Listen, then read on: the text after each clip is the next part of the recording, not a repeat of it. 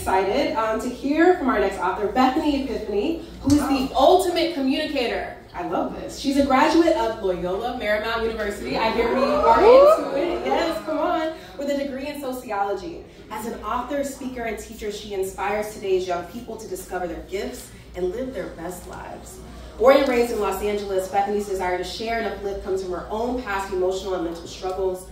Now, having overcome those obstacles, Bethanee is passionate about sharing what she's learned with others in an effort to empower and equip them to overcome and more completely bypass potential stumbling blocks.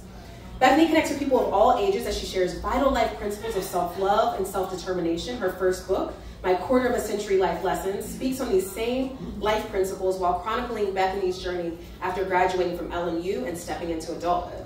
Her second book, Don't Fall Prey, is a lively dating book that also emphasizes and prioritizes self-love and shares entertaining, honest dating stories from women seeking to share their dating experiences and lessons to help guide others. Her third and latest book, Love, Prayer, Poems, is a small collection of prayers that focus on the type of love Bethanee wants in her life.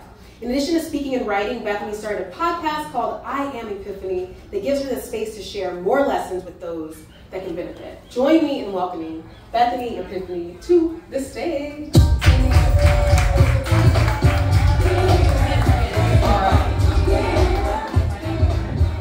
Well, good evening, everyone. My name is Bethanee Epifani, and it is a pleasure to be here with you this evening. I'll be talking about my dating book, Don't Fall Prey. So Don't Fall Prey was inspired by conversations that I would have with my girlfriends. You know, after a long segment of time, when you get together with your friends and you update each other on your life, you talk about dating. And in those conversations, we would laugh, we would be angry, we would be frustrated. We would also share our lessons and the moments of enlightenment that we gained as a result of these romantic encounters. So Don't Fall Prey, P-R-E-Y, is a reminder to women to not fall prey to the idea that they are less than, that they are not worthy, that they are not valuable. To remember that in this dating game, that we are worthy, that we are valuable, and that we are deserving of the highest consideration. Don't Fall Prey is not just for women, it is a book for men as well. The idea, the goal behind Don't Fall Prey was for it to serve as a catalyst for deeper discussions with both men and women, so that we can talk about our dating experiences and talk about better ways to love each other. And I've had the honor of hosting these events and bringing both men and women together to talk about the things that they have learned along the way. And that is Don't Fall Prey. So I'm going to go ahead and read an excerpt.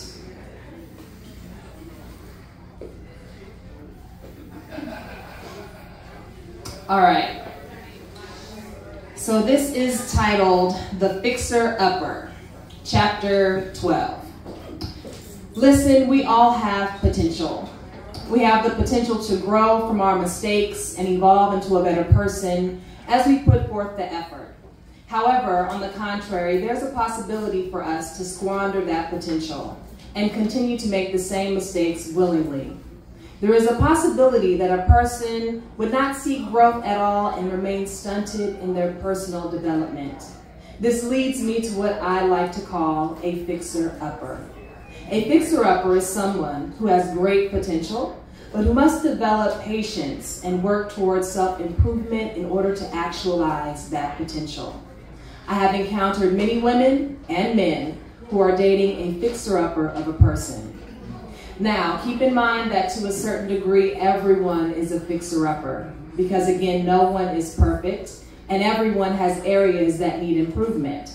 However, the women who date a fixer-upper are determined that they will fix whatever personal development issues their partner has. While in a romantic or even a platonic relationship, we have a way of influencing our partners and friends to do and be better. Sometimes we can influence them in a negative way. Those around us can serve as a catalyst for self-improvement. However, women need to let go of the idea that they can fix or change their man. Men and people in general change because they want to change and actively work towards that goal. If he does not want to change his behaviors, then there is nothing much that you can do about that except walk away. Life changes come as choice. Some choose to linger in poor life patterns. Think of it like this. Let's say you walk into a house that you could possibly reside in. The outside of the house doesn't look too shabby, but once you examine it up close, you notice more and more problems. There's a lot of damage that needs repair. You are interested in making this fixer-upper your home, but since you are not the owner, you have no power to make the necessary repairs. You ask the owner if he could begin addressing the damages, and the owner nonchalantly says that he will address each problem in his own time. Meanwhile, you have the option of moving in or looking for another house. You are tired of constantly looking and getting disappointed when ultimately not being able to secure a place to rest. You feel that time is running out, so out of desperation and the fear of not being able to find another house, a better house, you decide to move into the fixer-upper, convincing yourself that your presence in this house will encourage the owner to begin reconstruction. After all, this house did have a lot of potential. So you move into the afflicted house with cracked walls, disintegrating floors, a hole in the roof. You must now fight off the chill, no electricity or Wi-Fi. It is often dark and there is no strong connection, so communication is difficult. Not to mention it has faulty locks, so your protection from intruders is not guaranteed.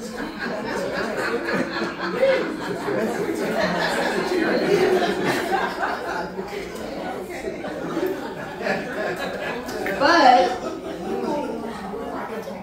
sounds like we know some fixer-uppers. But, you decide to make it work. You decide to make it work by bringing in your own light with candles. You make sure to always dress warmly while inside to ward off the cold. You keep a bat by your bedside for your protection and decide that electricity and having a strong connection are not that important. Since you have decided to stay, you are signaling to the owner that the damage is not bad enough for you to leave. Therefore, the owner sees no need to rush in making any very necessary repairs. Come on, be Epiphany. He likes the house as it is. In his eyes, it has a lot of character, and he does not want to make any changes. Your living there does not motivate him to make those changes. He doesn't care enough. In the end, the owner gets what he wants, which is a tenant that he does not have to work hard to keep, but you still don't end up ever getting what you want. A nice, clean, safe space to reside in.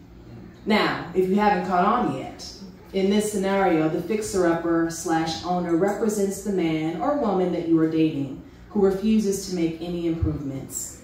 Go be with someone who can give you what you deserve. Go be with someone who is ready and willing and motivated to grow personally. Someone who wants to evolve because he cares about himself and you, and who wants to be with you. Don't waste your time, sis. It is not your job, nor should it be your goal to change anybody. Your job is to communicate what you need. If they refuse to give it to you, then move on. People have the right to be who they want to be.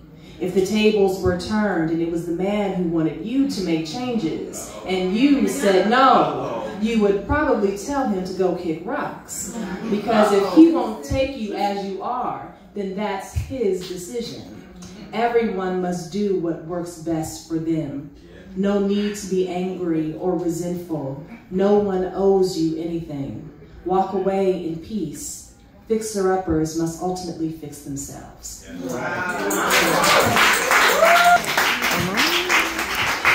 So again, Don't Fall Prey is a collection of my personal stories, some funny, some not so funny, and also stories from other women who have contributed to the book. So we are sharing our stories in hopes that it will help or benefit someone. I am not a dating guru. I am just someone who is an expert on my own love life. And I've decided to create safe spaces where we can also be accountable for our own love lives and talk about the things that we have learned. Thank you so, so much. I appreciate you.